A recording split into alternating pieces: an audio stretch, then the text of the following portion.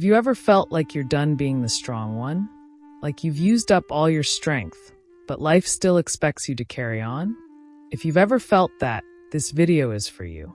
Because so many people who look strong on the outside are quietly falling apart on the inside. They've spent years holding things together, for their family, their friends, their responsibilities, and now they're just tired. But they can't say that out loud, because being the strong one became part of their identity. Today we're going to talk about what happens psychologically when you reach that point of exhaustion. Why being strong for too long turns into emotional fatigue. What's happening in your brain when you hit that wall, and how to begin to heal without feeling like you've failed. We live in a world that glorifies strength. Everywhere you turn, people say, be strong. Keep pushing. You've got this. It sounds good, but what we don't talk about is what happens when the strong one has no more strength left to give. What happens when the person who never breaks finally reaches their limit? Because the truth is, nobody can hold everything forever. Even the strongest people need rest, comfort, softness, and help. But if you've built your identity around being unshakable, admitting that you're tired can feel like betrayal. That's where the exhaustion starts, not just in your body, but in your soul. Let's be honest. Being strong isn't just about courage or endurance. It often means being the person who takes care of everyone else, the one who never complains, who hides their pain behind a calm face. Maybe that's you, the person everyone calls when things go wrong. You solve problems. You give advice. You show up. And over time, that becomes your role. People start expecting it from you, and you start expecting it from yourself. But slowly, something changes. You begin to feel drained. You feel invisible. You start asking yourself, who takes care of me? And the silence that follows that question can be deafening. Psychologically, being strong can turn into a trap. Researchers call it excessive self-reliance. At first, being independent feels empowering. It's how you survive.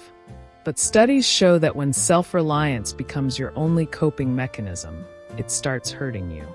People who believe they must handle everything alone are more likely to experience chronic stress, anxiety, and even depression. Because every time you suppress a cry for help, you're sending a message to your brain. I'm alone.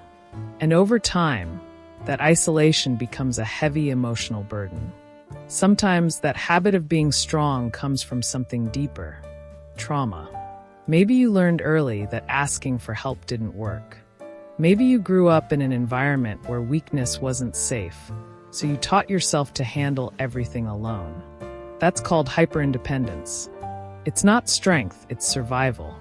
And while it helped you once, it now keeps you from feeling supported.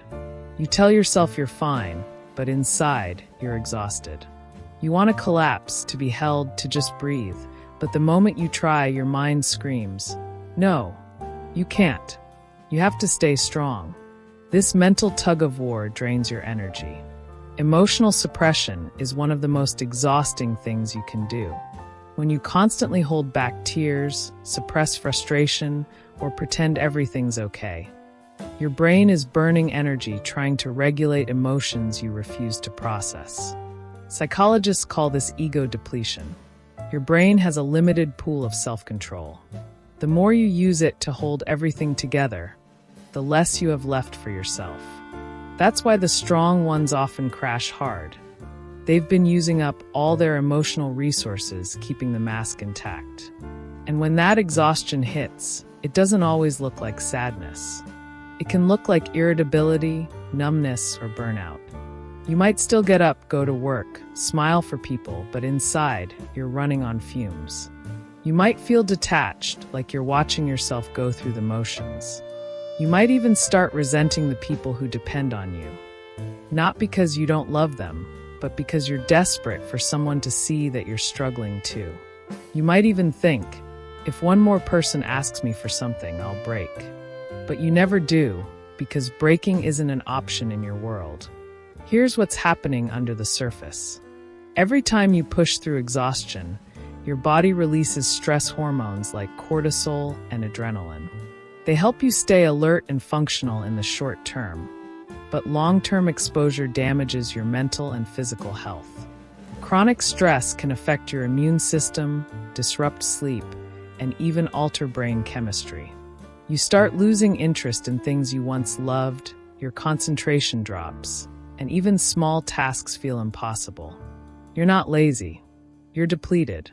This is why being strong can become dangerous. Because people rarely notice when the strong one is suffering.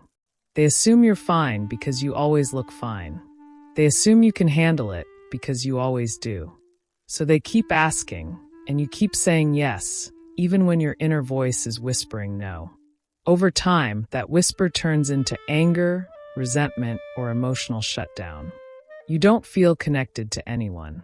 You're tired, but not just physically, existentially.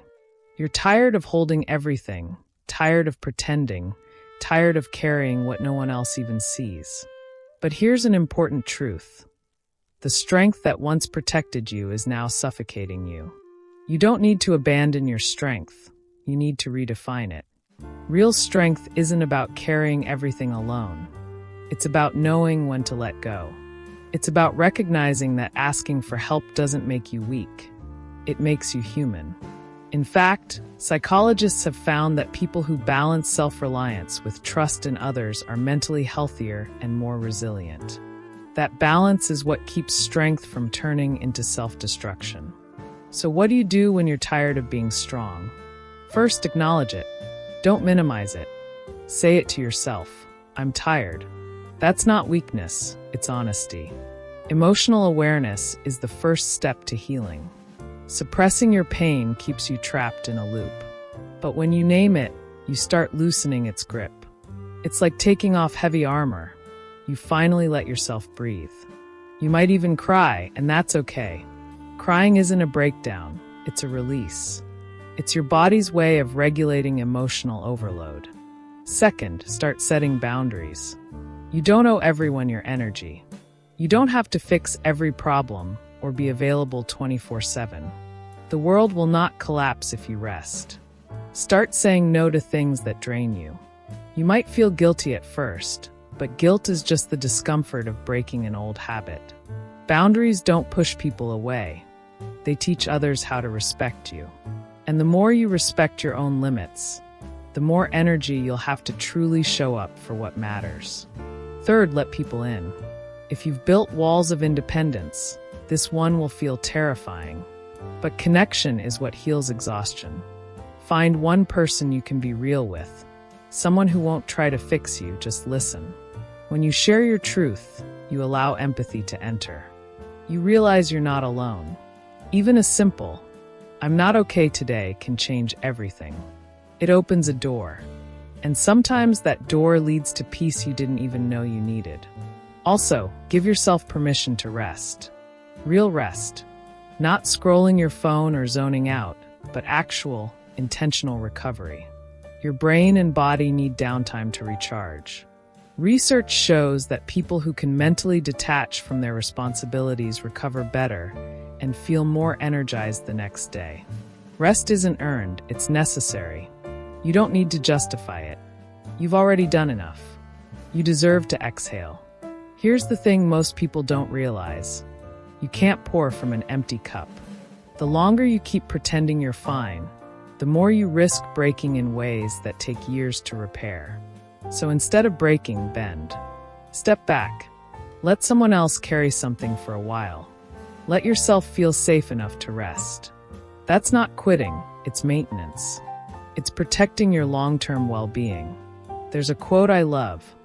Sometimes strength is simply choosing to let go. That's what it means to outgrow the old version of strength. You don't have to fight every battle. You don't have to keep proving your resilience. You don't have to be the hero every day. Real strength is learning when to surrender, when to ask, when to say, "I can't do this alone anymore." That's courage. That's maturity. That's evolution.